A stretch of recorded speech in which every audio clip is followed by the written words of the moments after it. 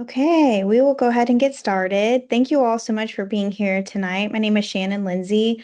I'm the gallery director here at the University of Central Florida, and we're so excited to host the virtual artist talk for the Pathways 2026 finalists. We have really enjoyed working as a collaboration between the University of Central Florida, UCF Art Gallery, and the Rollins Museum of Art over the last 6 years on this biennial exhibition and program. So our virtual artist talk is in support of the exhibition. I'm going to give you a little bit of insight into the program and the competition side of it, and then I will pass it off to my colleague, Dr. Carbonell, to give you more insight about the exhibition itself. So the Carlos Malamud Prize is open to emerging artists based in Florida. And emerging is defined as artists who have not yet had a solo exhibition outside of perhaps an academic requirement. This year we had 62 submissions, and our panel of jurors selected the 6 finalists who you'll hear from tonight. And our 3 jurors were Tanae Hart, who's an artist educator and the winner for the Pathways Prize in 2024. And she's currently based in Tallahassee as the lead fibers instructor and co-head of the online distance learning program at FSU. We had Marcus Antonius Jansen, a globally recognized artist based in Fort Myers and a previous solo exhibitor at the Rollins Museum of Art. And lastly, we had Sheldon Scott, a Washington, D.C. based artist and art professional who's worked with Eaton Workshop, Teaching for Change, Transformer, Solas Nua, and Woolly Mammoth Theater. So I'm happy now to introduce my colleague, Dr. Gisela Carbonell, to give you additional information on the exhibition. Thank you so much, Shannon. Good evening, everyone. Welcome to this year's Virtual Artist Talk. I want to thank you all for joining tonight. I also want to thank UCF for their wonderful partnership. Also thank the 2026 Pathway jurors that Shannon mentioned. And also I want to thank my co-curator, Shannon Lindsey, for our collaborative partnership working together to curate this exhibition. The Pathways 2026 exhibition is currently on view at the UCF Art Gallery at the University of Central Florida until August 28th, and at the Rollins Museum of Art until August 30th. We invite you all to come to both venues to see the exhibition. Admission to the exhibition is always free. Before we introduce the artists, we would like to share a few details about the curatorial approach to organizing this exhibition. As Shannon mentioned, we have been working together for many years on this project, and for about 1.5 years on this edition of the Pathways exhibition. We worked closely to select work for both venues to ensure each finalist has equal representation, both at UCF and at RMA. We were drawn to the creativity and thoughtfulness that each of the works embodies, the variety of media from installation, painting, sculpture, ceramics, photography, and digital work presented this year shows the artist's technical experimentation and curiosity. The works in the show also engage a wide range of themes, from migration and student debt to identity, labor, storytelling, family, resilience, and ritual. It is truly a rich exhibition that shows a multitude of perspectives and techniques. A fully illustrated catalog of the exhibition is available at the museum and at UCF, and you can also obtain a copy by accessing the digital format of the catalog available for free. So the finalists of the 2026 Pathways, who you will hear from tonight, are Alex Awuku, Cruz Castillo, Ebenezer Ketia Mensa, Lucia Morales, Michael Kanata, and Shayla Marshall. And we want to congratulate the winner of this edition of the Pathways Carlos Malamud Prize, Lucia Morales. Congratulations to all finalists and to Lucia. And now I will pass it on to Shannon to introduce our first artist. Thank you so much, Dr. Carbonell. And we are going to hear from each artist, and we're going to be holding questions from the audience and at the end. So after all of the artists have presented, we will be opening it up for questions. If you want to go ahead and put your question in the chat, we will be referring to those. So if you think of one as an artist is presenting, feel free to go ahead and add to it. And then we will go through those when it's time for the Q&A. So our first artist is Alex Owoku.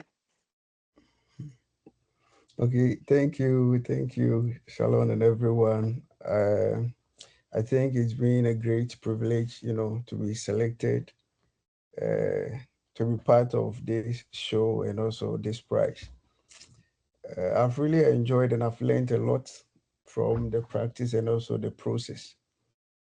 Uh, my name is Awuku Alex, as you mentioned. I'm a Ghanaian by birth, and I think I'm a father with kids, and I think I'm a teacher also. I used to teach back home at the college level before coming to the state to enhance on the practice.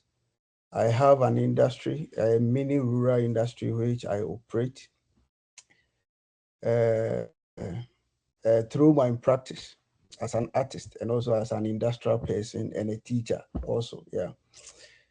Coming to the US, I ended up, forwarding the research or the practice I've been doing by selecting this research, to work on, which is the alienation of Ghanaian traditional oral storytelling, which is a broad stuff, but I'm only looking at the methodology aspect, which digital technology is taking off now. And that is where I'm researching on now. Next, let's go to next. Yeah, so this is me, as I said. Basically, I work with clay, jute rope, cables, and any found object. But my mother material is the jute rope, jute sack, and clay.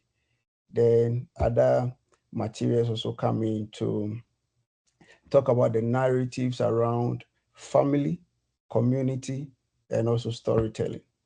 All right, next. Let's go. Yeah. Alex Auku comes from a rural village in Ghana, with the western part of Ghana, a farming community. So you will see me in the farm. That is how cassava is being planted in the farm. And that is my dad and myself working on a cocoa. You eat chocolate every day.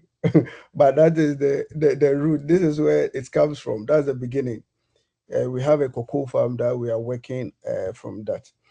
And these, I brought these slides because I have benefited more from family and community growing up, and I've realized the importance of it. And teaching in college level, also trying to help students or groom students or mentor students to come up, realizing some of the challenges most people have. I came to realize the importance of having a community and also having a family.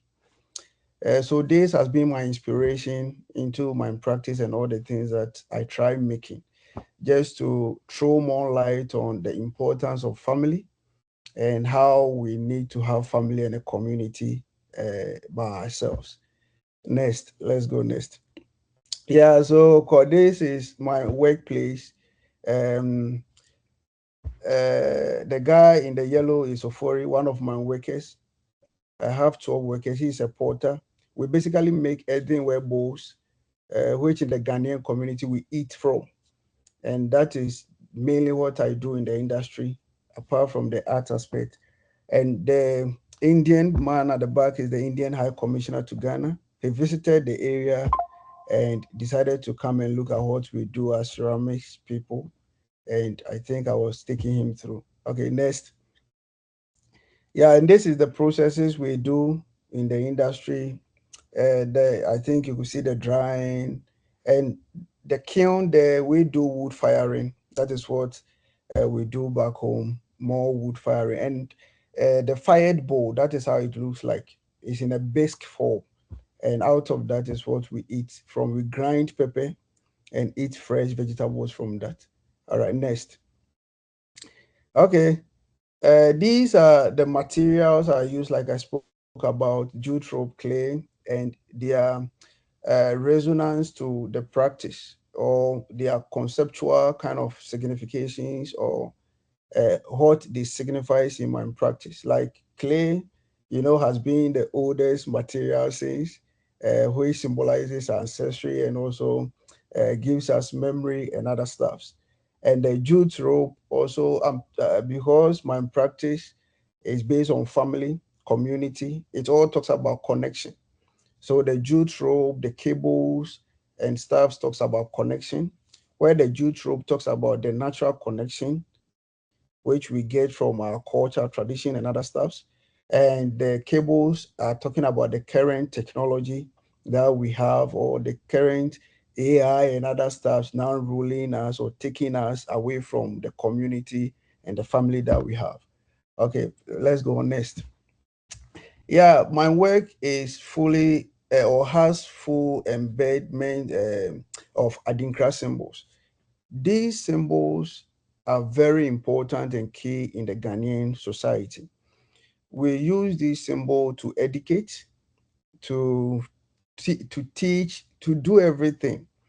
It's this is what gives us an identity, and this is what keeps us together as a community.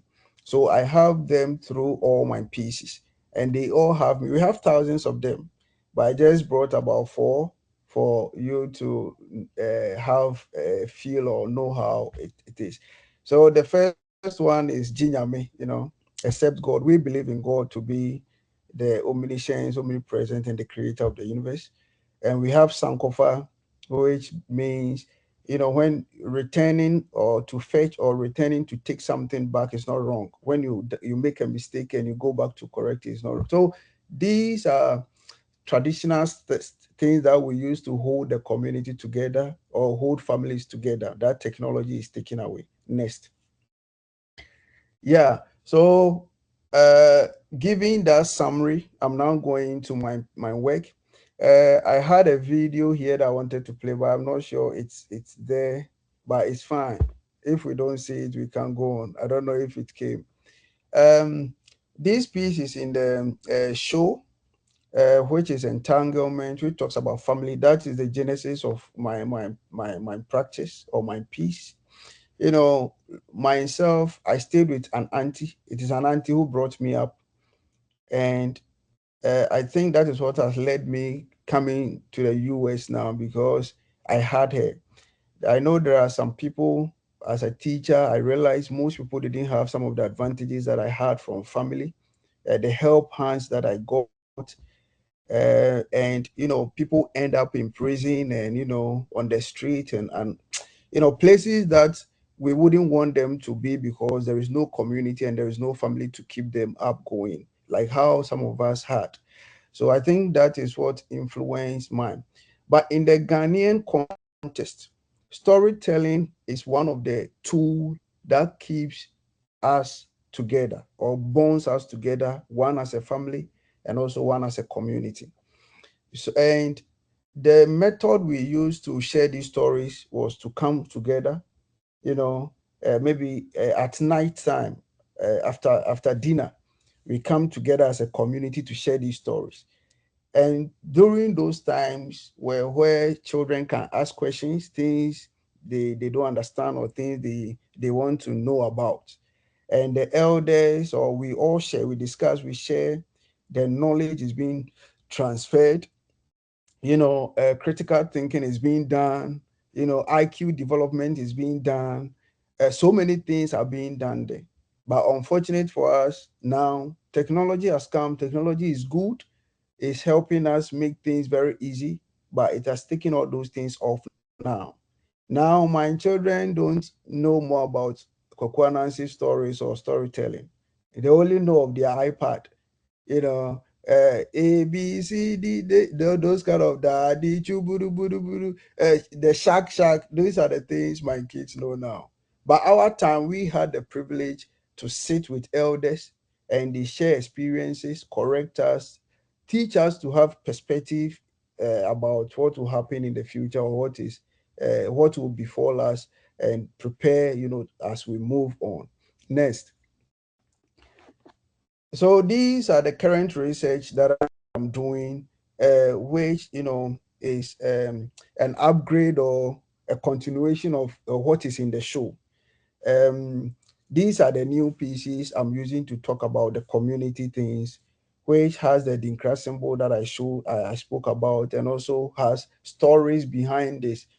All these pieces has their own analysis stories behind them, which uh, what I want to achieve is I want these pieces to draw people close, um, and in a way that we can still have the community. We can still have people around the piece uh, to bring us back, to the old ways, or what I think we used to do, so that we can still have our family and our community back. And um, these pieces are also made in this way to conceptually, also highlight on how technology now is also, separating us as people. I went to Japan I was in Japan last week, and I know during my research I came across Japan having that problem where the younger generation can't communicate now. They can't talk to people. There is a name for that, but I'll go back to it. They can't communicate. They find it difficult talking to themselves, but they can do it easily through phone. Which I think, there is a difference between the feeling of using technology and the physical, feeling. Well, as we are chatting now, when something is happening to me in my next door, nobody can see it because you are only seeing my two-dimensional uh, face. But if we are living in a room or we are living in a space, you can see everything through emotions, feelings, actions and other stuff. My last week in Japan, I have some picture that I didn't add. I took some pictures, critical pictures. I'm telling you, everybody is on phone. Like, huh? In the train, when you join their train, like about 99% of everybody is on his phone. And I'm looking at what will happen in the future, like in the next 10, 2 years to come. Please, next, so that I can end. So yeah. So this analysis story that I'm using to do my research on how we can hybrid these two. We can't do away now with technology, but how can we have these two together? Have the community and also have the digital world together. Uh, there is the current piece that I've made called power. The power. So instead of using only a Dinkra symbol, I'm trying to use universal symbols also into my pieces to communicate or to bridge that gap where we can have the old and also the new together as we move along for the benefit of the younger generation and also the aged. Please, let's go to the next. Okay, yeah. So I think let's go back. The character will come. Yeah. That is my research. I'm trying to look at how we can hybrid these two, have the physical presence where there will still be a community.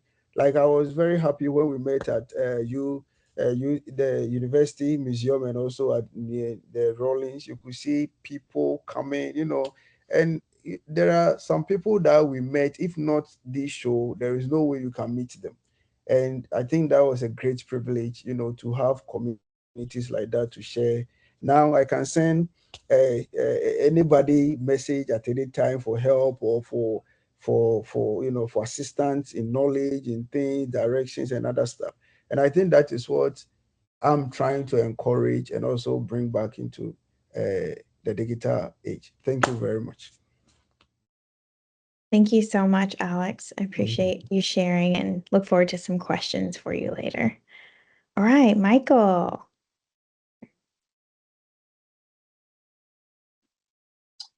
Oh, hey everybody. Yeah, thanks Alex and thanks Shannon. Yeah, I guess I'll do a little introduction of myself too. Yeah, I'm Mike Kanata. So originally from Chicago, Illinois, and now I've been in Florida for about about 6 years or so. I've been lucky to kind of do some residencies and stuff. I was able to do the Morian in downtown St. Pete, and I was previously at USF doing my graduate degree, and so I was finishing that up this year. I was able to teach a little bit the past 2 years, and so that's been a great privilege. And yeah, to be part of this exhibition has been really great, to meet everybody and get to show with everybody. And yeah, it's a great opportunity to um, have work with everyone in such a great space. So yeah, I guess I'll get into a little bit of like the work itself. So this I was sort of, I was really getting into like ecology and things like that. So I'm from Illinois originally, and a lot of the time, me and my friends would, we'd make forts in the forest and all that kind of stuff you do as kids, and you'd always come across these sort of dump sites, right? You'd come across these things of these spaces that were kind of left from a long time ago that, we've all kind of encountered them. Um, and I'm interested as clay is this really elemental kind of material that we all kind of relate to in one way or another. It's a very earthly material. It's very much literally from the earth. It's a dirt. It's basic elements.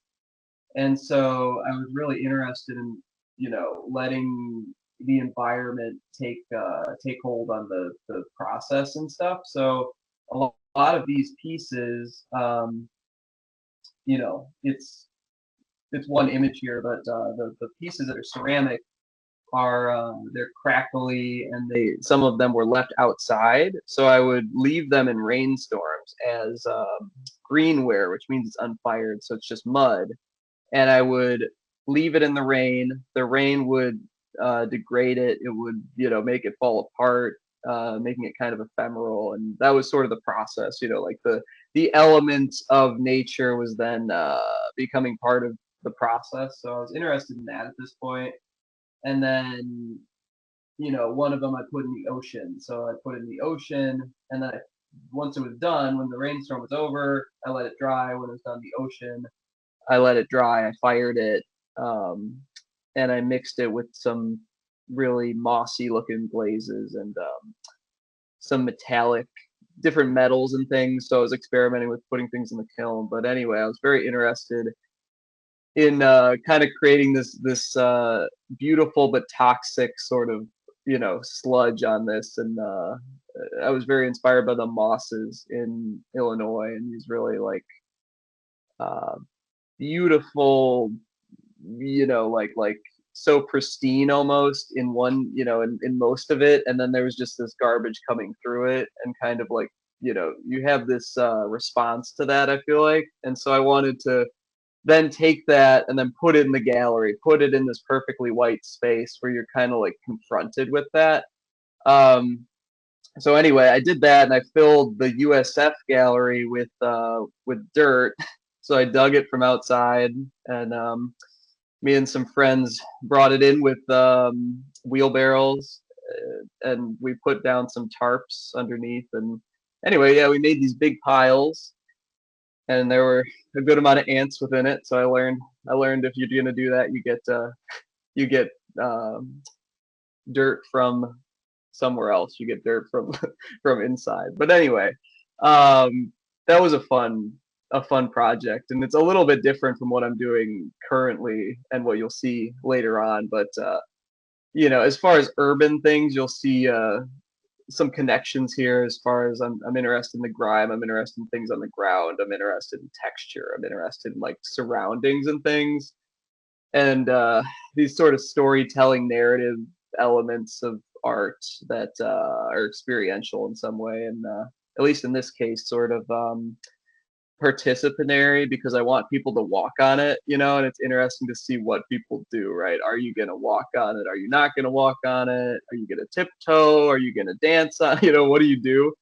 And so I like noticing those things. You can go to the next one.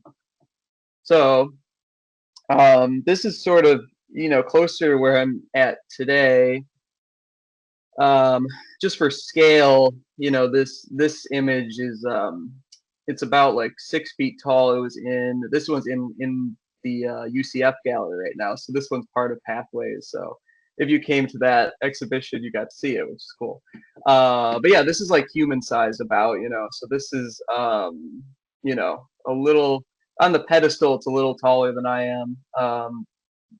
So, so that's about scale. It's about like 1,500 pounds. So it was the biggest ceramic thing I've made. But as far as theme, it was about skateboarding in Chicago. And I'm very interested again in that material kind of aspect of environment, right? And so there's all these things you go past when you're skateboarding, right? There's all these environmental happenings that are going on, right?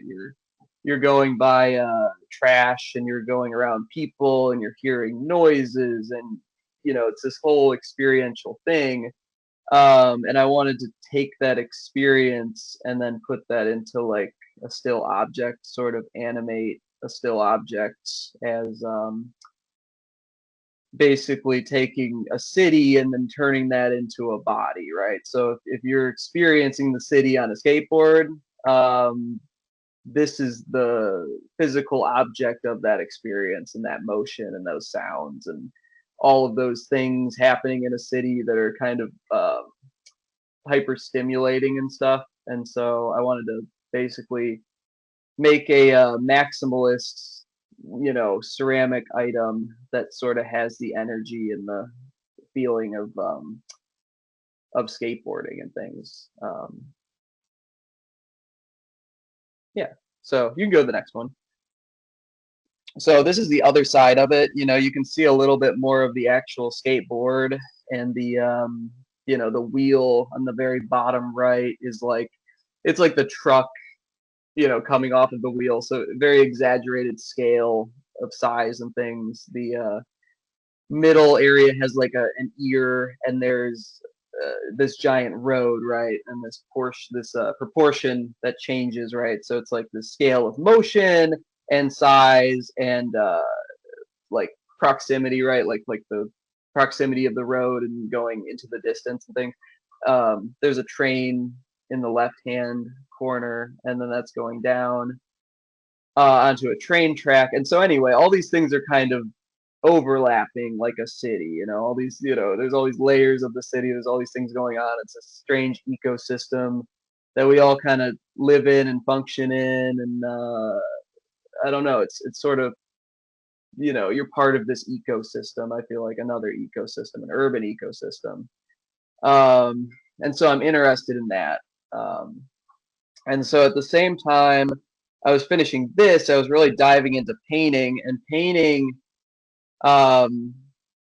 it's like a different process of ceramics, right? I think every medium has something that I take back to ceramics, right? Ceramics is sort of my base material, sort of like Alex was saying. It's like my foundation. It's the thing I always go to. It's kind of my bread and butter and stuff. But like I leave it, you know what I mean? I like to, if I do wax, if I do something else, if I do painting, I'm like learning all these things, and then I take the energy, the movement, and those things from painting back to ceramics. But anyway, I've always wanted to dive into painting, and so for the past 2 years, I've really been diving into painting. Like, what is this square, and what can I do to stay within this square and still keep this motion, keep this sort of three-dimensional element, this speed and all of that in painting. And then like thickness, so I'm very tactile. I really like a tactile material, and so I use a lot of like sand, I use a lot of plaster. I'll take house paint and I'll let it sit out for super long. You get these crazy consistencies, and that sort of experimentation and like figure it out as you go, and tactile, go with the material. Like, I feel the material sort of has a voice, and I sort of have a voice, and then we sort of meet in the middle, and that's my process, right? So I'm responding to the material, and in a way the material is responding to me. and then it's this conversation of material that goes into it. So that's sort of process, but again, the paintings really are about creating this motion, creating this still object that creates this motion and space, and sort of how that relates to sound for me, because you know, I listen to a lot of music while I do these things, and I have some like synesthesia, right? So these things overlap, you know what I mean? Music can be this engine for moving, and also this way of like seeing and stuff. And so, you know, it's rhythmic, but it's also actually visual to me, and so I like to incorporate that energy into the paintings and things. And so, you know, this has been me figuring that out with the square, not breaking the square. And that was my rule. I'm going to stay within the square and try and create those things, or the rectangle. But yeah, you can go to the next one. Okay, so yeah, another angle of this. These are some more of the paintings. Yeah, a little more of like a downward angle and stuff. But yeah, a lot of layers you can see. You know, I'm not specific on material. I'm very into whatever works. You know what I mean? If spray paint works, that's great. There's so many people that do, you know, amazing paintings with every material, and so I've been influenced by that. And the layering of like thin spray paint, and that movement, and that drawing quality is very interesting to me. That there, I don't see much of a distinction between painting and drawing. And so anyway, I think a lot of these are almost like drawing paint, which you know, it's like the minutia and stuff. But anyway, there's something about the layering and thinking like that. When I pull out, you know, a thick crayon, then you can just go over top of these paint things, or spray paint, or mixing sand in there, you know, just letting it kind of unfold. So anyway, you can go to the next one. So a little more about material here. You know, I was really into these environmental aspects and things. I think it went a little out of order, but anyway, this kind of has more to do with that ecological kind of things. You know, it's a lot about rain is what I was really focusing on, and water when I was in Florida. You know, I got here and you have these really crazy rainfalls, you know, like in the summer, it's very intense. And I would watch that. And clay is very much influenced by water. Like the consistency of clay is determined by the amount of water in it. And when I got here for my residency at the Moran, a big job was to reclaim clay. And if you've ever done that, you know it's like a big job. But it you know what it is there's a bucket of clay, and like it has different water consistencies in it. And I was so like, you know, deeply kind of like influenced by looking at these buckets of decomposing like clay, or you know, just as basically the same thing I was talking about with that ecological piece, right? Like the clay falls apart over time, and the forces of nature upon it and stuff. And anyway, so you would watch that when you reclaim clay. So when you reclaim clay, you watch a different consistency you couldn't imagine, or you have to do 100 experiments to get. And so I would watch that and be like, how can I recreate what's happening in this bucket? And so, you know, I was very interested in like, what are the consistencies of clay? How can it exist? How can it crack? How can it, you know, be firm, be soft, be frozen, be like a fountain frozen in time, or frozen, you know what I mean? Freezing that water, freezing that liquidity of clay, you know, because it literally can be a liquid, it can be a solid, it can be a semi-solid, and it's very much like water in this strange way, where not many materials can be all three of those things. So I found that super interesting, and I was like, oh, what if I like highlight those? So anyway, this is sort of that. I got the base of it is a bathroom mirror that I got off Marketplace, and I was cutting these bathroom mirrors with grinders to make like a puddle. I was really interested in these Florida puddles that would come up and the reflection you'd get.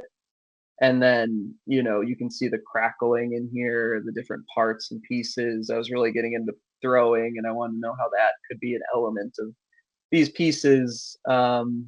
And then the base is actually plaster and different things like that. So I wanted to feel as though the clay is rising in some areas and it's falling in other areas. So it's got this movement. But yeah, you can go to the next one.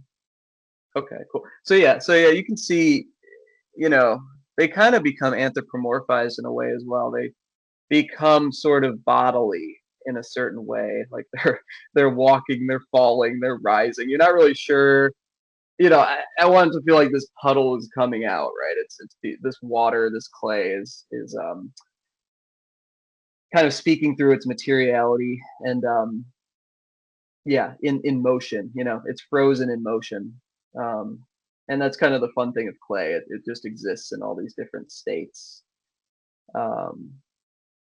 And I guess finally, yeah, I was very interested in, obviously, yeah, texture and things like that, but the different usage of materials, right? So there's concrete at the base, and then I got this crazy log that, I wanted to be very precarious looking. And so, it holds this big piece of ceramic. And so anyway, blending these materials, but then having them speak to each other, and kind of, making them work as one piece and not look completely separate, right? Not look like a base and a top, but instead be one piece, because the top is ceramic, the bottom is a lot of found materials and experimentation with materials and things that mimics ceramics in a lot of ways.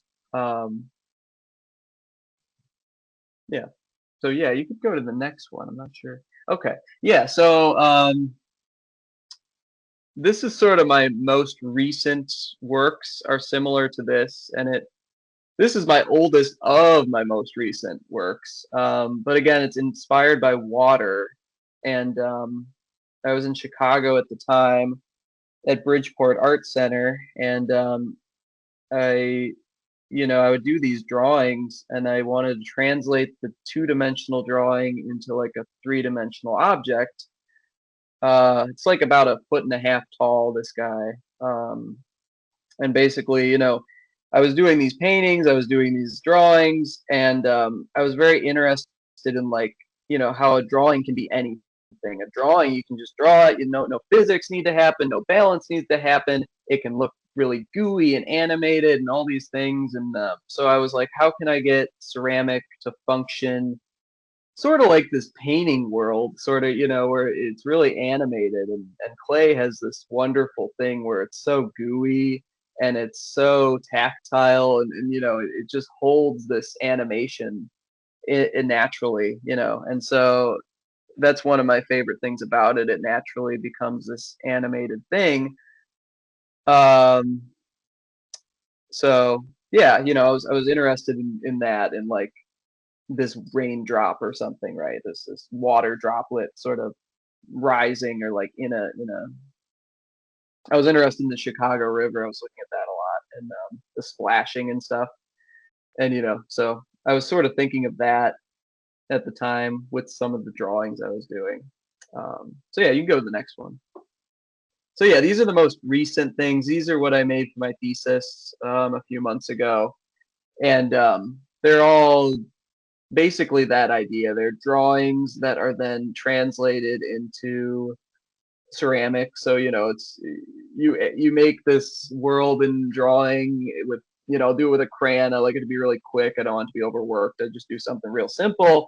And then you can look at it and you're like, okay, how does the dimension come in? Where does it go forward? Where does it go backward? And I always want this element of clay in there. Like, I want a raw piece of clay, because the clay is so important to me, and it's so it's so beautiful in a certain way, and it's so elemental.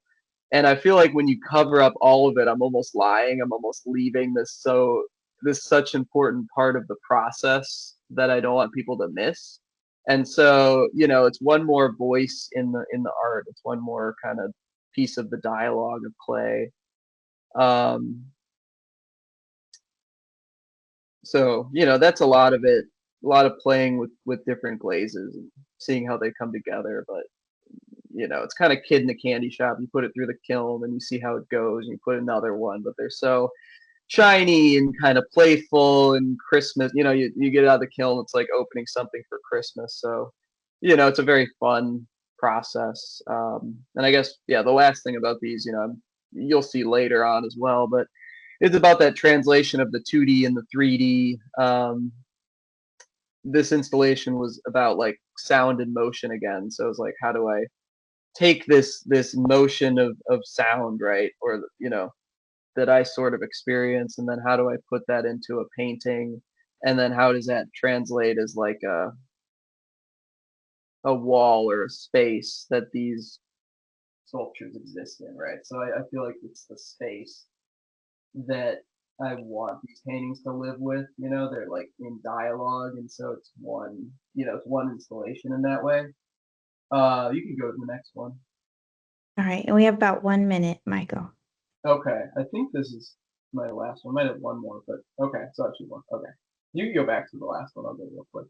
Yeah. So again, this kind of motion, right? So playing with different ways of moving paint, thinness of paint. This was called Two Paintings, so I wanted it to be basically like so self-explanatory you couldn't see it as anything else. And it's two freestanding paintings that basically, if they're doing what paintings do behind the wall that we don't know about, this is it, right? Like if a painting normally sits on a wall and you can't see what's going on, this is the content behind the wall is sort of a thought, right? If it had this life, and I'm very into these materials, so it's like, how could this paint be stretched so far to this very fine point? You can go to the next one. So yeah, you can see there, this is the other angle of it, but very much a literal three-dimensional painting was the idea, right? So you have to I explained it as you're almost playing tag with yourself, because you got to figure out where this painting ends, where it starts, and I decided it is two paintings, and it, at that finest thin point is where they stop, but they're just pulling from each other, and I wanted this tension, the sort of energy of these paintings are literally being stretched like taffy apart, but it is still painting, right? So it's just what does this painting medium do, and what can it do at its most far point from the square?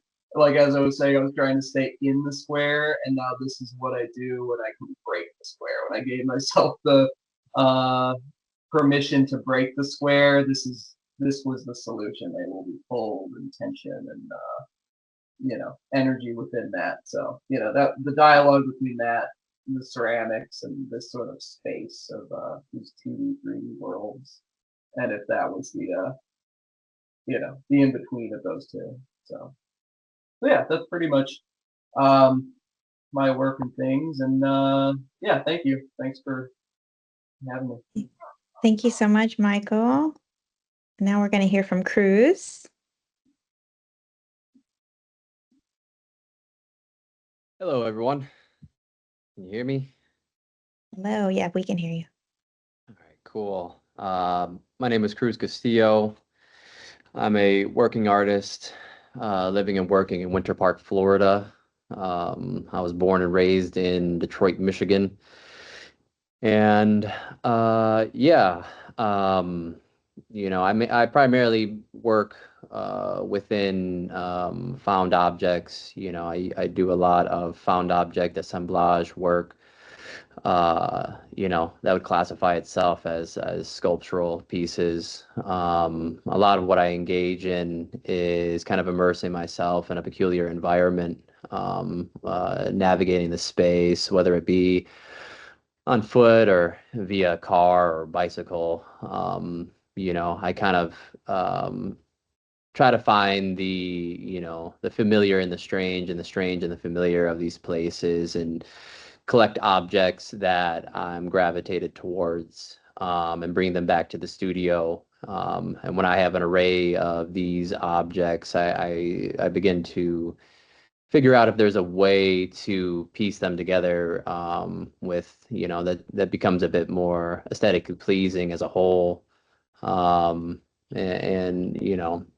alongside that, there's a lot of pieces that come from, personal experiences, something that I've collected myself from just kind of everyday life, and juxtaposing it with these kind of rough pieces that are found on the street. Case in example, Feed the Sculpture, which is a part of the Pathways show. And yeah, I mean, to break it down a bit, something that's like things that I, own personally. There's a bandana that I wore throughout the 2020 year. And similar to that, there's also a collection of beer bottle caps, that I collected during my graduate studies at UCLA. So those are all caps that I would just keep in my desk at in my studio apartment. And along that, there's my son's pacifier. There's one of his toys. There are these two Polaroids. Before I had moved down to Florida, I was working for the city of Detroit, with a specialty program through the General Services Department, where we were cleaning up alleyways throughout the city. And that was kind of an interesting experience, to say the least. But I did find these Polaroids that were weathered and distraught, that I thought they were pretty beautiful, that I added to the collection of things that I may use in the future. And yeah, I kind of sit in the studio with these objects, and I stare at them, and I try to figure out how to piece them together, to make something that is appealing to me and hopefully to the viewer. That when you start to work with these objects that have a utilitarian purpose, and you strip that utilitarian purpose away from the said object, and kind of you present them anew. There's a bit of humor that's at play with these works, that kind of seduces the viewer to come in a bit closer, and engage with the work a bit more intimately. And then you start to think about these objects, and your relationship to them, and the relationship to the use value they have within your life, and kind of opens up that conversation and that dialogue between your relationship to these said objects. Yeah, you can go to the next one. Um, this is, are you the definition of art? Yet again, kind of relating back to the idea of, the relationship that we have with with the public space versus the private space, and engaging in the performativity of being within these spaces. So this is a warning tile that you would see at a cross section on the sidewalk. And these are steel caps I found a pair of work boots. A lot of what I like to engage with as well is the deconstruction of particular objects that are associated with the labor force. Coming from a very blue collar, family background, and continuing that into, my professional life as a carpenter. I'm fascinated by these objects that, we engage with every day, in terms of like the tools and the items that, you know, we work with and have to deal with under, you know, kind of political economy. And so kind of presenting these objects anew is something that I'm interested in. Yeah, you can go to the next one as well. So this is a piece that was included into the show as well.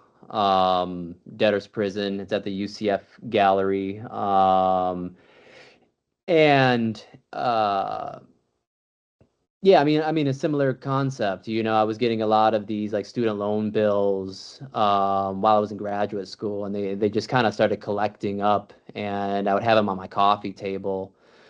And actually, the first time I showed this piece, it was only a 2-year collection, but what you see here now, it's a 4-year collection. And, you know, yet again, it's, you know, I talk about, I think about money a lot, and I think that's because I don't have a lot of it. And I'm curious in the ways in which, you know, as we have moved out of like an industrial form of capitalism and moved into more of a financial form of capitalism here in the U.S., I was interested into the ideas of how debt becomes a political weapon, not only amongst its own citizens, but the world at large. And you can see many cases of that kind of golden handcuffs to some degree when we start to loan money to different companies or to different countries. And so, yeah, I was kind of dealing with, you know, working through these ideas of money and debt in relationship to kind of like the circulation of like an artistic object as a capitalistic object and within circulation throughout a global network. So, yeah, I mean, this one was kind of, you know, and also just being influenced by, you know, my everyday life. I mean, for friends, I shoot little music videos and hip hop culture. And so like thinking about you know, the image of like a stack of money banded up with rubber bands and like, you know, this being like uh metaphorical money, but at the same time it is quite literal money. And yet again coming you know, to this idea of just debt in general, just kind of funny money. It's you know, yeah, it's a strange concept, I guess. But yeah, you can go on to the next one. Mechanics of Chance. This is also another piece included in the show. Uh, yeah, I mean, I guess something that I deal with a lot with my work that I've tried to I've been coming to a better understanding of, or you know, concepts and ideas that you have for a long time, but then they start to shed new lights, or you're able to interpretate them in different ways as time goes on. And so something that I'm interested in is kind of like, you know, reinstating the awe um, in kind of everyday life into the viewer and the spectator of these pieces, you know, to kind of highlight yet again like the absurdity of reality, but also like the beauty of the kind of the poetics of the mundane. And you know, there's a Russian filmmaker that I like a lot. It's Andrei Tarkovsky. And he had a great quote where it's like, you know, the end of childhood is the beginning of poetry, which I think is something that I'm coming to understand better as time goes on. So I think like, yeah, trying to reinstate that awe in life with my work is something that I'm trying to grapple with a lot. And so something like this, like the poetics of the everyday, you know, this is a workbench that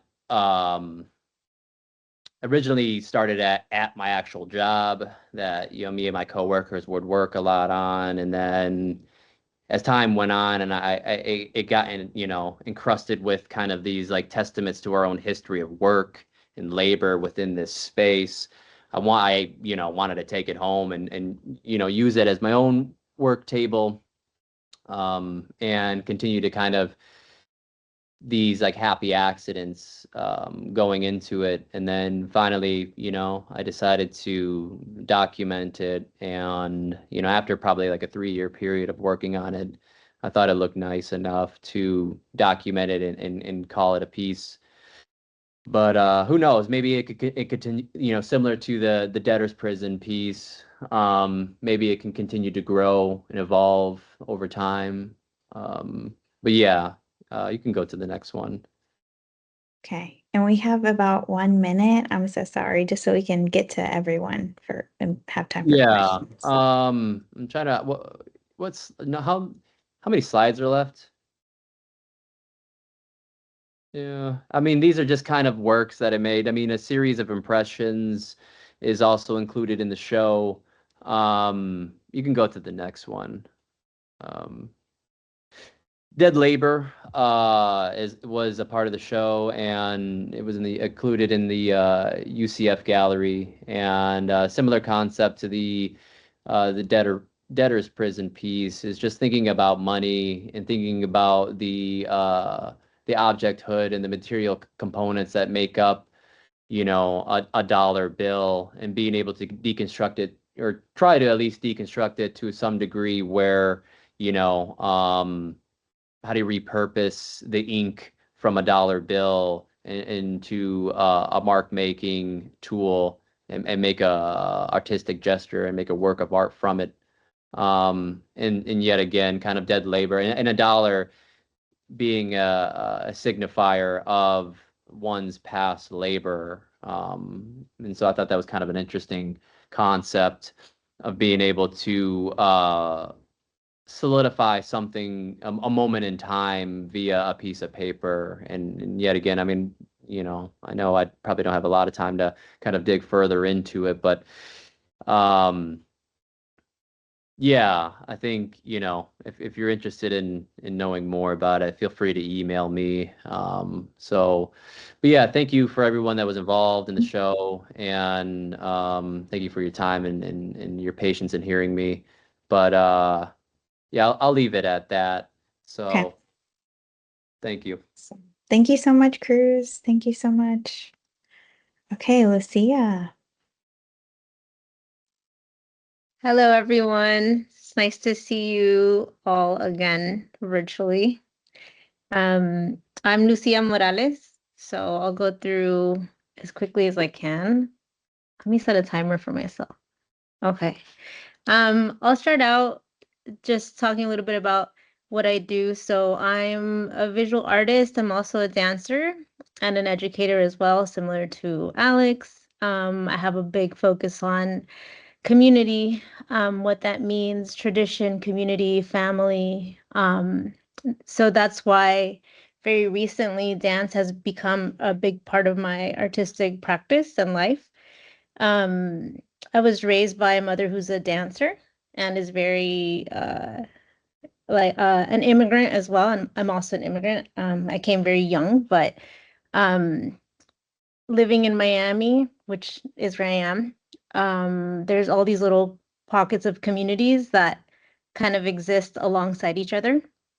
And so I was very fortunate, in my opinion, to grow up here, very connected to a specific community. So I've been in touch with a lot of cultural knowledge and things, even coming here to the US. So this is our dance group, Sumaktusui. It's Quechua for beautiful dance. You can go to the next one. And this is some recent work that I've done that is not traditional dancing. These are outfits made by me. I was fortunate enough to participate in a residency through Ulite Arts at MASMOCA last year. And while I was there, I had 1 month to just focus on being in the studio. I taught myself how to make skirts and different things. And so I've just focused on making all these different outfits based on our traditional dances of the Andean region, but making it my own. And so beginning to choreograph, beginning to create movement and color and pattern and kind of start fusing everything together. This in this particular, this is like the second time that I did this piece.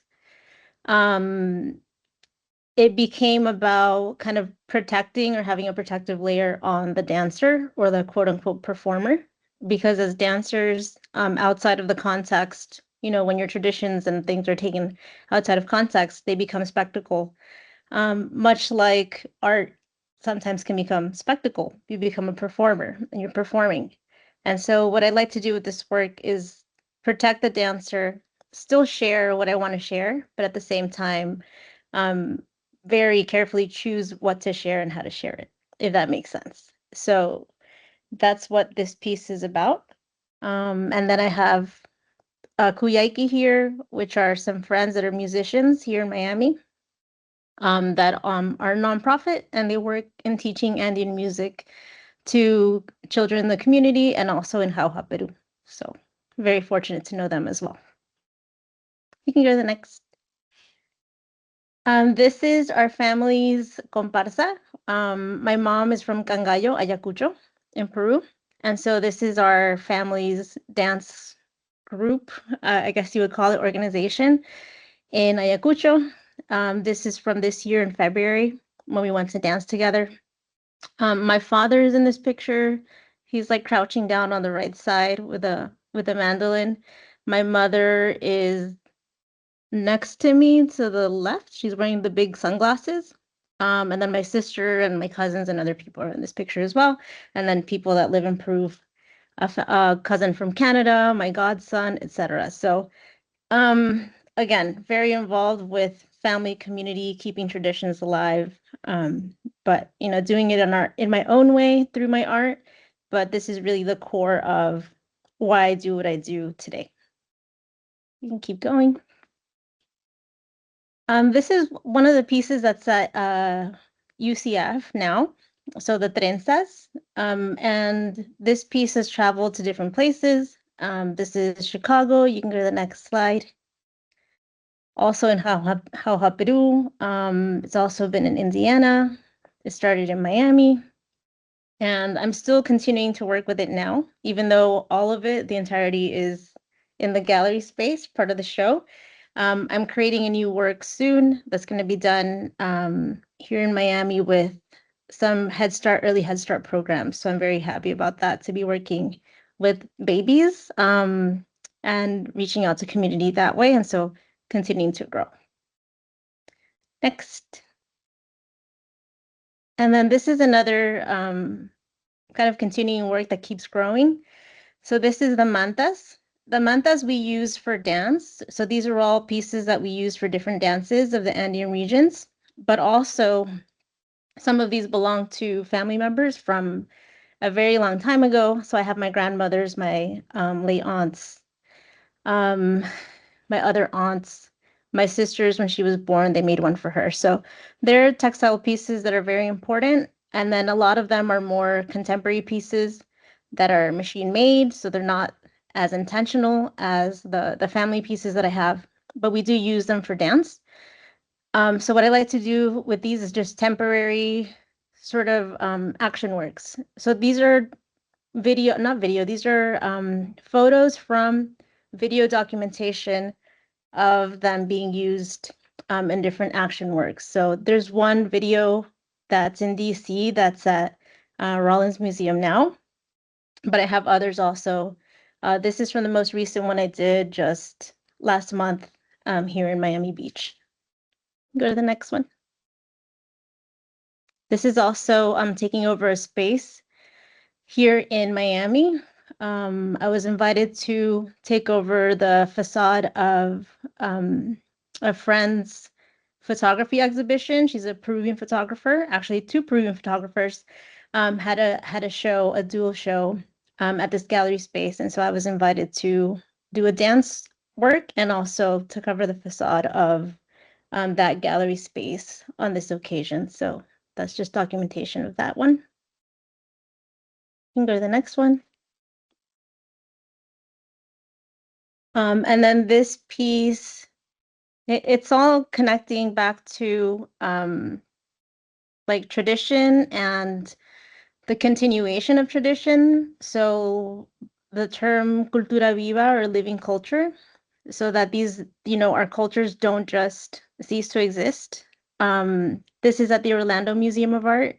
I just deinstalled last week, I want to say, and brought it back to Miami.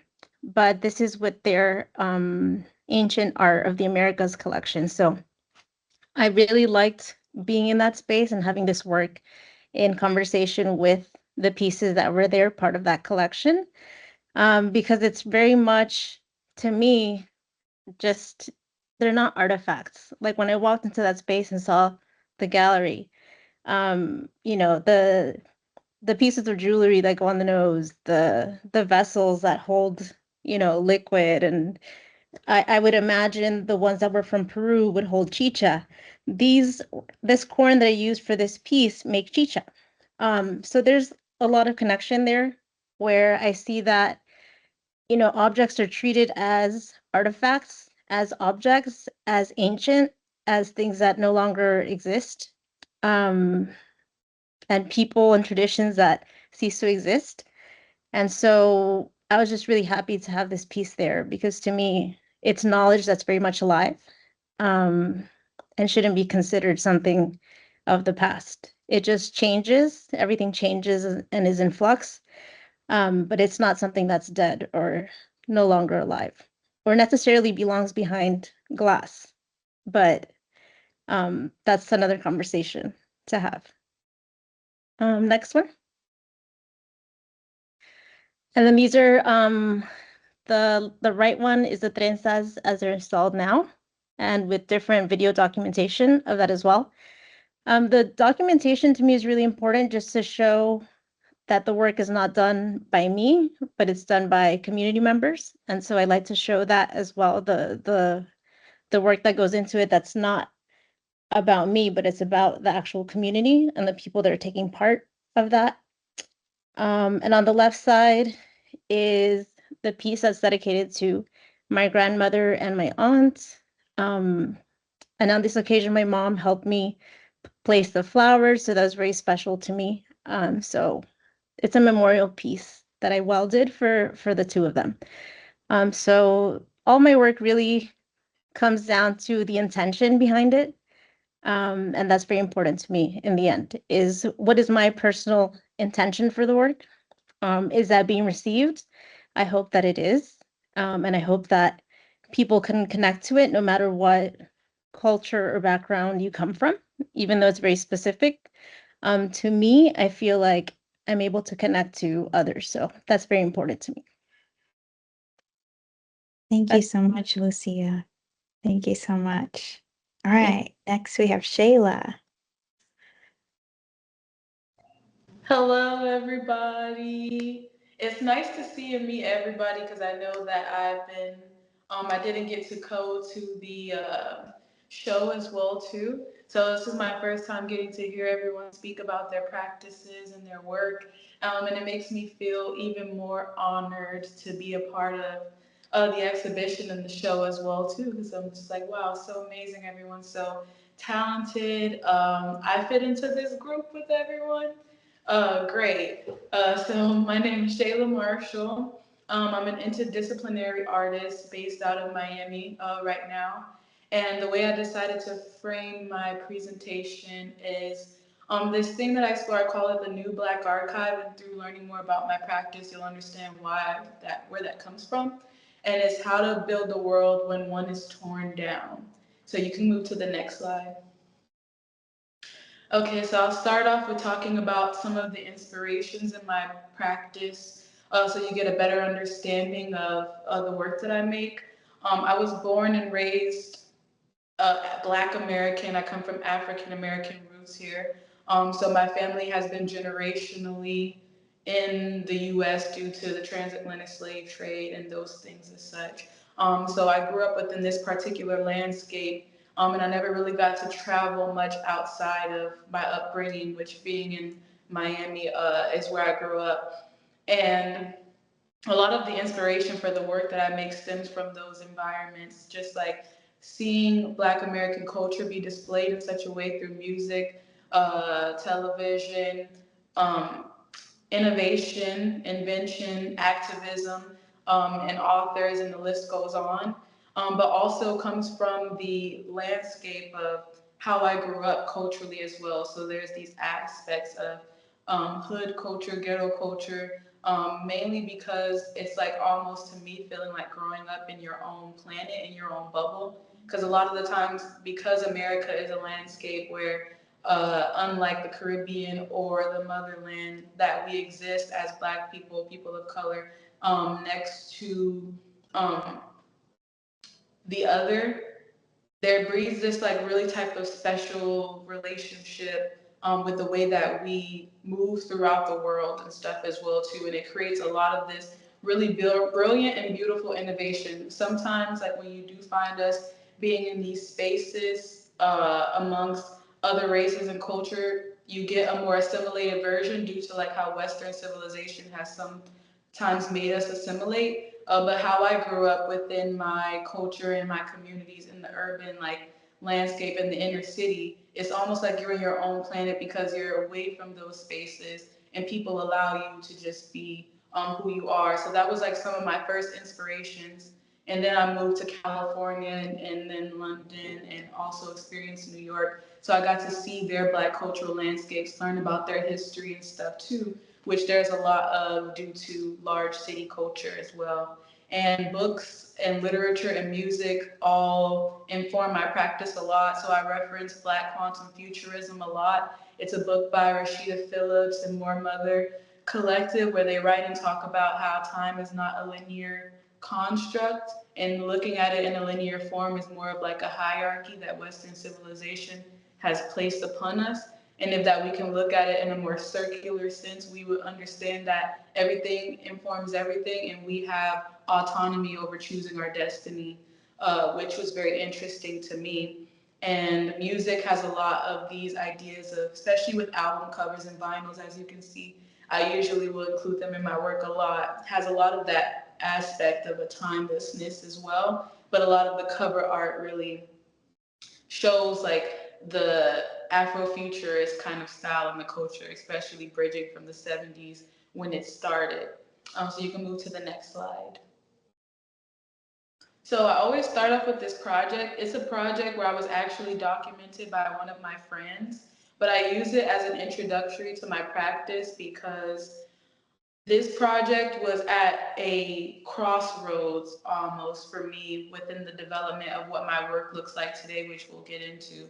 And I told you before, I grew up in Miami. I lived in Los Angeles. I went to school in London and also parts of New York because my mom lived there. So I'm always growing up in this very city landscape, never anywhere like more rural or suburban where things are more constant or more consistent. And I think that you constantly being in environments like this have to watch your like landscape and your culture be wiped away or erased or be lost, and you like don't get to experience it in the physical anymore. So before I was documenting kind of like these photos myself or these Afrofuturist subjects being different but posed in the real world. And in my head, it was kind of hinting at the ideas that you can build your own world and what that might look like, even within the one that we stand. But then I did this project coming home during winter break. When I was studying in London, I came home and I took these pictures before I left. And a lot of spaces, like in some of these photos, that actually really don't exist anymore. Like in one of the pictures, you can see these housing projects that were developed in like the 60s in Miami. It has a lot of Black history here, and they tore recently this year. They got the last building and they tore them all down. And it's like a staple within our community. But luckily, during this time in 2024, I was able to get these pictures as well. And this project was kind of like my big bang in my practice because during this time I was feeling kind of hopeless and I didn't understand how I can like hold on to these spaces as like an artist. I don't feel like I had the money or the control or power to be able to bring these spaces back to my communities physically or buy the block back or any buildings So I was really investigating what that might be like. But while I was there in these spaces, I think I went to this old corner store, as you can see in the pictures, by my grandmother's house that I grew up in, that was around the corner. I took pictures in my grandmother's yard as well. Her house is no longer there. It was torn down, but the gate still held the box, kind of like where it once stood. I went to the old housing projects, took pictures in there, and I had on like all white. And I wasn't intentionally doing that. I was just trying to get like a shoot off at the time to be able to add it to my portfolio. But then I went back and looked at the pictures and the emotions that it invoked. While I was there, let me feel and let me know that. Hold on really quick. I got the notification about my phone dying. I was like, that would be bad if I turned off on me mid conversation. But yeah, I got the emotion while I was in these spaces that time, before I read that book by Rashida Phillips, time didn't necessarily feel like it was linear. To me, it felt like all these moments were stacked up on top of each other. And if I wanted to access them at any time, I could. It didn't feel very sad, almost like the moment had passed. It felt like it was still right there with me. So I held on to that feeling and I took it back with me to London when I went back to school. And you could go to the next slide. And then birth like what my practice looks like more today. So there was a lot of conversations at this time. This was during my graduate exhibition that I had once I had got back.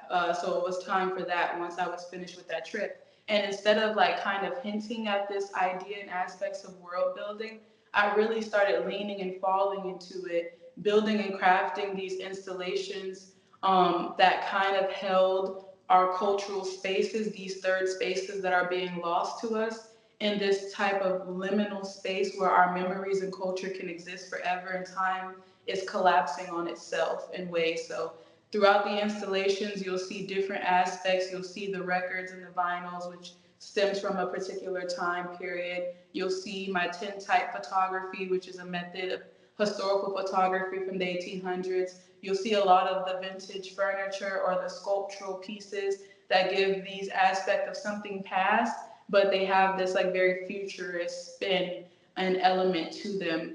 And then the whole checkerboard pattern and motif, which I'll get a little bit more into after. But it was an interesting conversation that I had with my grad school tutor at the time, where she was like, if you weren't viewing the work that you were doing with these aspects and ideas of limitations, or where you didn't feel like your culture or the way that you presented things fit in these gallery spaces like this, what would you do without those limitations in your mind? What would you create?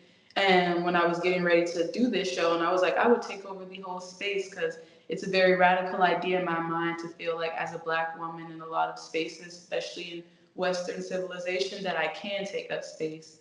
So I just explained that to her, and then she ended up giving me more space for this graduate exhibition and allowed me to do a full-blown installation, as you see here, which started my installation practice. So I always tell people I start the projects that I'm doing with the third space that I want to honor. Here in this project, it was called The Crib. So obviously I was inspired by visiting my grandmother's house, seeing that be lost due to things like gentrification or displacement are things that I'm attacking and targeting. But I'm bringing these spaces back to us in a very much so grandiose, reclaiming cultural narratives in that specific type of light. And this was one of my times doing so. You could go to the next one. And I'm so, so sorry. We have about one minute. Oh, snap. Okay, let me run through it too as well. I thought I was doing so good on time. But yeah, this is another installation example that I had of my work, what I spoke of before. And you can move on to the next one.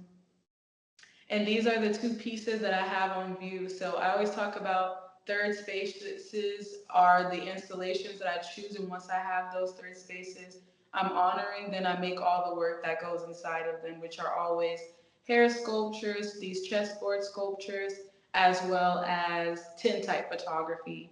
And these are some of the examples of the hair sculptures that I put. A lot of hair and innovation and technology, especially in Black culture, has to do with innovation. It traverses through time just like anything else. and it also gives it this grand, more elevated look. And you can flip to the next slide. And then I have my tintype photography, which is a method of photography from the 1800s. So I always talk about reclaiming cultural narratives. And this is one of those things because the historical photography is from the 1800s.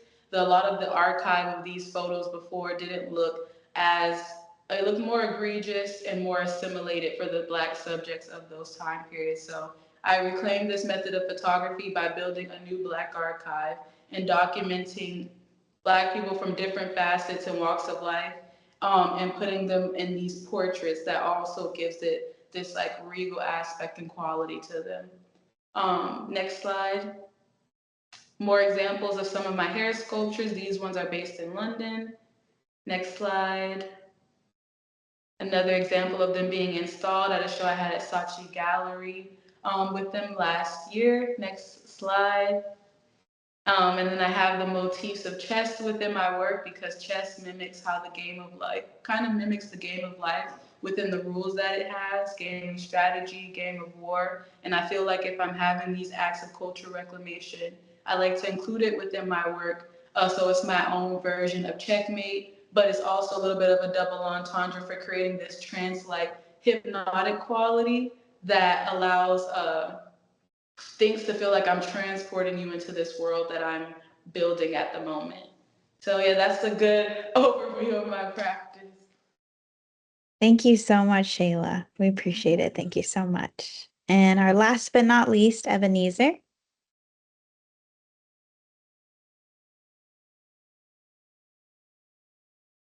Oh, I think you're muted. There you go. My name is Ebenezer Ngetiaminsa, and I'm grateful and humbled to be part of the finalists for the Pathways 2026, coming from Ghana as an immigrant here to come and study Master of Fine Arts. It's a privilege to be part of this opportunity, and I'm grateful to the curators for this opportunity. So I graduated recently with a Master of Fine Arts at the University of Florida, and I don't kind of limit myself as one-dimensional artist. I recently, or probably might be a longer while, I had a discussion with Alex, of which he was asking me about the practice as an artist. Am I focused on only one media or like different media? And I told him that I'm a multidisciplinary artist, of which I don't restrict myself to one dimension. So I would not classify myself as like a painter because primarily I'm a painter. But from my undergraduate level, when I did my bachelor's in fine arts as a painting and sculpture student, my professor Caricature Seidu, in more like encourage us not to be limited to only the painting or the drawing. We should kind of explore. So most times when they give us an assignment or a project, they tell us to go to town. So going to town is more like going to explore, kind of take inspiration from communities, surrounding communities within the catchment areas of the university. So that is basically where I started kind of searching for materials that I can use to talk about my experiences. So I researched on things that relates to me personally, of which I realized that found materials from construction spaces and mining spaces relate to me because when my father passed on before going to the high school, I had to venture into mining and construction to kind of generate money to fend for myself in the high school.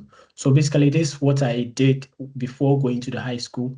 And when I was in the university level, I realized that this is something that I can lean on to talk about my personal experience and link that to the experiences of construction workers and miners, because I'm originally from a mining community, which is Takwa, where like I think in the whole of Africa, Ghana is ranked the first currently in terms of gold export. So I talk personally about the community I'm coming from, with the people that I relate to, because most of these construction and miners that I use or kind of project in my work are people that I relate to. Most times, my friend that I used to play football with, or people that were more like construction field, building apartments here and so forth. So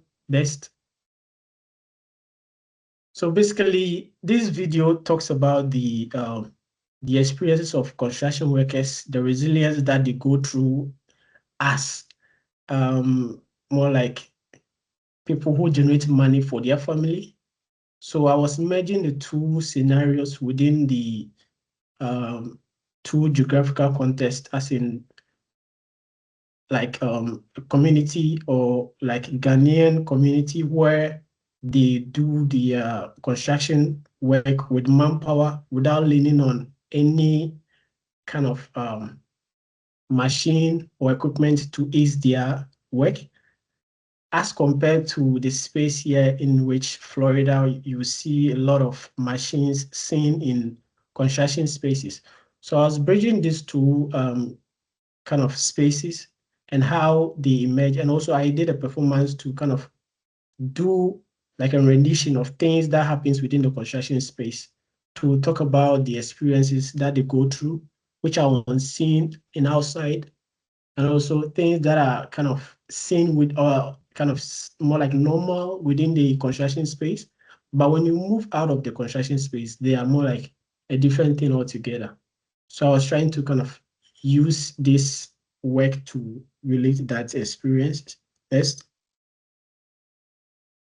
So when it comes to the materials that I use different materials in projecting my work, but this one I was focusing on using palette, because in Ghana, palette is being used for many purposes. And here in US, most of these pallets transport or like are used in transportation. So people or companies put stuff on it to transport their goods. So it carries memories and it carries the labor that are unseen. So I try to use materials that kind of talk about the labors of workers, and also the memories or the histories embedded in the materials. So you could see from the projection that some parts of the palettes are dark, some parts are kind of bright, others are having some pigments and remnants of decay. So it talks about the things that goes on within the palette. So I use them as a metaphor to talk about the experiences. Even on the right side, you could see some remnants of paper that is on the right side of the palette, which was not even easy to peel it off. So it talks about the histories embedded within the materials that I use. Next. So this is one of the works that has become my primary materials in creating my works. Recently, I did a residency 2.5 months at Nicholson project in Washington, D.C., where I used about 600 gloves, found gloves from construction spaces, and also discarded ones that I found, to create new works, of which is going to be exhibited at this Arts Center in Maryland. So I used the gloves to talk about the experiences of construction workers, because these are the hands that are used in creating or kind of building apartment complexes that we live in. Mostly when we are residing in apartment, we don't kind of talk about or think about the people who worked on their projects or the apartment or the space that we reside in. So I use the gloves or the fan gloves that I gather from the construction spaces, or most times when I'm using a bicycle, when I see them along the roadside, I pick them, then I use them to create my works. And this has some stains and also has some kind of smell sometimes when you go closer to the work, you smell that there are some kind of stains from it. Others having some paint, and even some of the paints too, they have some smell from it. So in as much as you see this work, you could see that they all carry different memories and also different portraits of people who use the clothes that you see. Next. You have So, about 1 minute. Sorry to interrupt. Thanks. so in my working process, I go into construction space to do dumpster diving, excavate materials from the spaces in which I kind of think if this material or found object is usable in my works. So when you zoom in the work next, you could see that I was kind of juxtaposing and superimposing different method, photography, and also assemblage. So you could see that there's a photograph behind the actual work that you see. So next. So this 330 gloves that I use in creating this work to talk about the memories left within the gloves and also relating that to the space in which it came from or the histories embedded within this. And I was using this arc shape to talk about the religiosity, as in some of them, as in construction workers pray before going to the construction site. In Ghana, you'll see some of construction workers pouring libation. It's more like a prayer, pouring either a drink or something on the ground to ask for protection, because sometimes when construction workers are working, there may be some injuries and accidents within the space. So I was trying to use this work to connote that. Next. So this work is about kind of giving rest to the laborers. So the close shot will, the next. So the close shot will help us to understand this work critically, because it's more like using the tools that construction workers use to kind of put on a pillow to give them rest. So I was giving them rest within this work that I was doing, because construction workers are more like people who, in Ghana, we call them the head of the family, that they help families, members. At times they pay for tuition, um, anything, money or financial kind of things that they need. They depend on construction workers or people who are in working space. So I was trying to use this work to advocate or talk about the experiences that they go through and giving them rest in this project. Thank you. Thank you so much, Ebenezer, and thank you so much to all of our artists for sharing so much great insight into your work. And I'm sorry that we had to cut some conversation short. And thank you all who are with us or hanging with us. I don't see any questions yet in the chat, so I'm going to pass it over to Dr. Carbonell to ask a question. Thank you, Shannon, and thank you to all the artists. These presentations were really wonderful. And for those who are joining tonight, if you want to know more, there's more details and information in the catalog that you can continue your exploration of these artists' works. I have one question. Maybe we don't have time for a lot more, so maybe we can go around and very, very briefly, perhaps with one sentence or one statement, to hear from all the artists. As we have had the exhibition on view, we've been talking to people who are visiting the museum and visiting the gallery, seeing people gather around your work in the context of the museum to explore your pieces, to read your statements and have conversations about your practice and about the objects in the gallery has really been wonderful. People are responding to your works in really positive ways. And for us, it makes us very happy to see that. There's one question in the chat. I'd like to know what the future projects are for each artist. That's a great question. So if we can go around and very briefly in one sentence, if you can summarize what's next for you and what you would like visitors to take away from your work in one sentence, just very brief? Ebenezer. So I would say that during one of my solo exhibition on campus at Foremost Gallery, we had a discussion with one of my faculty, and she was like, what if I cover the whole museum with the found gloves? So like getting like 10,000 plus gloves. So this is my ambition that I want to accomplish, like covering the whole space of a gallery or a museum with found gloves. That sounds fantastic, and we'll be there to cheer you on, Ebenezer. Let's see next, Alex.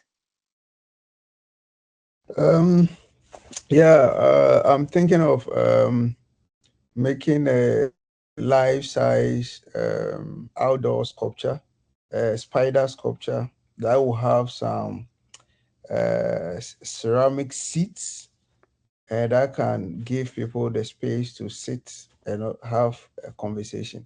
But that will be there will be some technology, Adreno technology that will be giving like feedback, feedback kind of stuff, to help aid conversation. Yeah, that's what I'm thinking of doing. Very interesting project, combining traditional media, interactivity, and technology. Very Yeah. interesting. Maybe I will consult Lucia very soon because I really Yes. liked, how she made that kind of video stuff with her pieces. Yeah. So Lucia should be expecting me. I'll reach her soon. Absolutely. All Yeah. right, Lucia, what's next for you, and what would you like people to take away?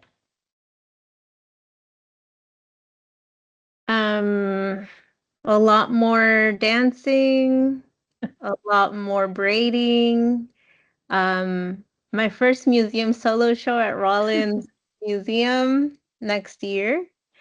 Um, and what would I like people to take away? Um, I want to just keep growing and keep my work growing and taking up and taking over spaces and sharing with community. So also a lot more collaborations. That's what I'm aiming for, is collaborating with other people, artists, scholars, archivists interested in similar ideas and values. So yeah, I'm open That to all sounds of it. great. That sounds great. What about you, Cruz?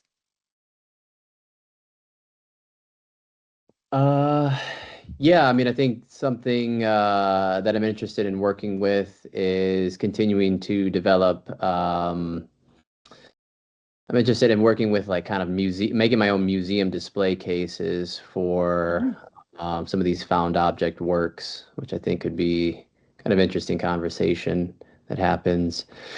And also something that I would like for people to take away from the work that I'm working with right now is, I mean, similar to what I said in the presentation, is just kind of being able to, see the strange and the familiar and the familiar and the strange. That's Thank you. great. Thank you so much for sharing that. Shayla, what's next for you, and what would you like people to take away? What's next for me right now? I'm currently in actually an exhibition that I am part of alongside Lucia as well, because we are residents in the same program here in Miami, and our show is opening July 8th.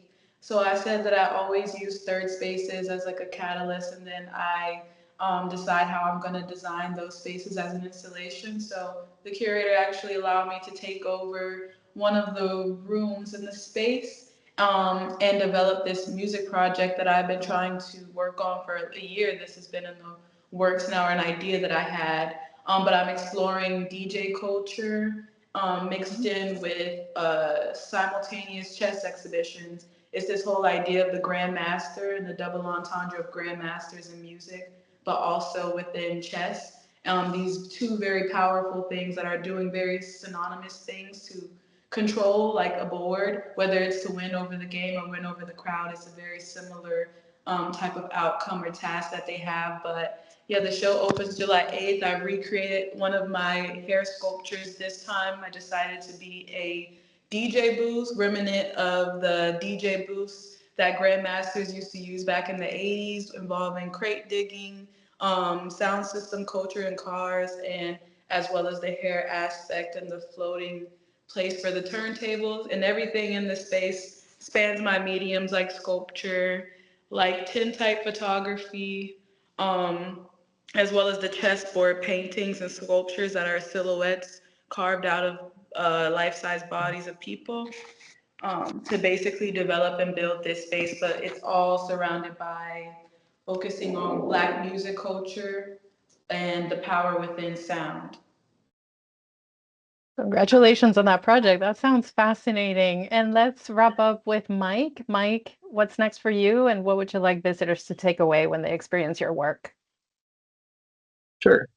Yeah, I mean, I'm looking at those like non-representational pieces, those like, medium-sized ceramic pieces.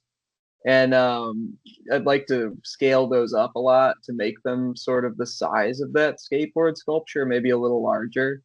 So, I've been applying to different residencies and things with, the kind of kilns of that scale and that kind of thing. And yeah, so I'm hoping in the next like 6 months to be, kind of working on some of those and really maximizing like the size of stuff I can make. And if I can get into those sort of public spaces where, it's big enough to where it's larger than human scale or at human scale.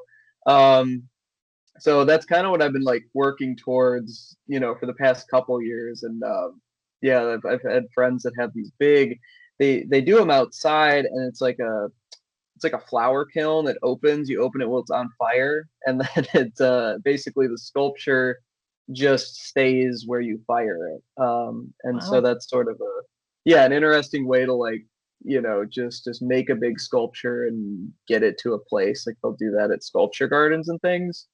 So I've been looking into those. I have like, an upcoming exhibition at Howard Blake Gallery, and so I was thinking some of the medium sized things or like human sized things, display them there and go from there.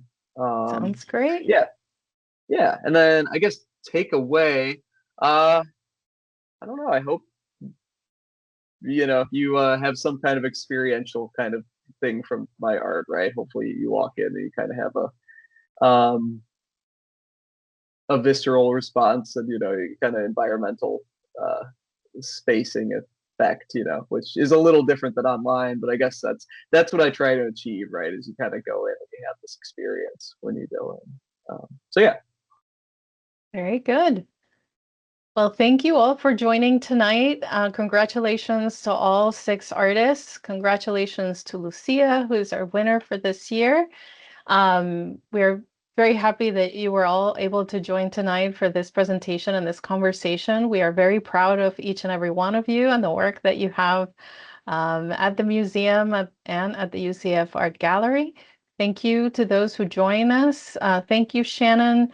And we'll see you in the museum and in the gallery. We have tours in August that Shannon and I will be leading of the exhibition, both at the Rollins Museum of Art and of the UCF Art Gallery exhibition. So join us on social media, follow the artists and support them. Come to the tours to learn more. Thank you so much, Shannon. everybody. Thank you so much. Thank you for being here, and thanks to all the Thank you artists. too. Nice meeting everyone.